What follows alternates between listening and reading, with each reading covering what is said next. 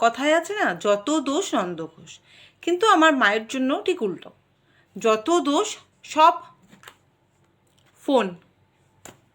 পা ব্যথা, হাঁটু ব্যথা, মাথা ব্যথা, চোখে ব্যথা, দাঁতে ব্যথা, নাকে ব্যথা, বুকে ব্যথা, পেটে ব্যথা, শরীরের যেখানে যেই রকম যত রকমের রোগ হয় না কেন বা যত ব্যথা হয় না কেন, সব কিছুর জন্য মা একটাই জিনিসকে দায়ী করে, সেটা হলো এই অবলা অবুঝ নির্জীব ফোন।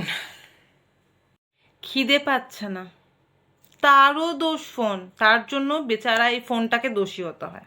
আবার যদি খিদেও পায়, যদি গিয়ে বলি যে মা খিদে পাচ্ছে, তখনও মার একই কথা, ফোন খা, ফোনটাকে গিলে খা, খিদে মিটে যাবে। রাতে ঘুম আসছে না, হতেই পারে কোনো সময় ঘুম আসে না, তার জন্য দোষ কার? ফোনের। 5 ঘন্টা ধরে যখন বই নিয়ে বসে পড়ছিলাম, তখন মা আসেনি, তখন মা দেখতেও আসেনি, উকি ঝুঁকি পর্যন্ত দেয়নি। কিন্তু 5 ঘন্টা পড়ার পর যখন 5 সেকেন্ডের জন্য, একটুখানির জন্য যখন ফোন নিয়ে একটু রিলস দেখতে বসলাম, তখনই মা কোত্থেকে চলে আসে আর দেখে নেয় যে আমি ফোন নিয়ে বসে আছি, বাস মার ওখানেই পুরো রামায়ণের কাণ্ড শুরু হয়ে যায়। এটা মানা যায়, ভাবা যায় এটা? কিন্তু মার এই ফোনের উপরে রাগটা শুধু এত পর্যন্তই থেমে থাকে না। এরপর মার এই রাগটা ভেঙে ওঠে প্রবল অভিশাপে।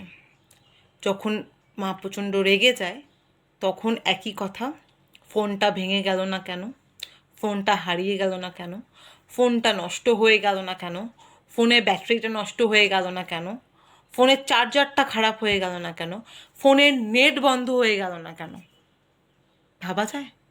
কিন্তু দিন শেষে সমস্ত কাজ করবার পর যখন মা ফ্রি হয়ে বসে, তখন এই ফোনটাই একমাত্র হয়ে ওঠে আমার মার একমাত্র সঙ্গী, একমাত্র সখী, যার দ্বারা মা মাসির সাথে, মামার সাথে, দিদার সাথে, মামির সাথে, সমস্ত লোকের সাথে, সমস্ত পরিবার গোটা গোষ্ঠীর সাথে গল্প করে।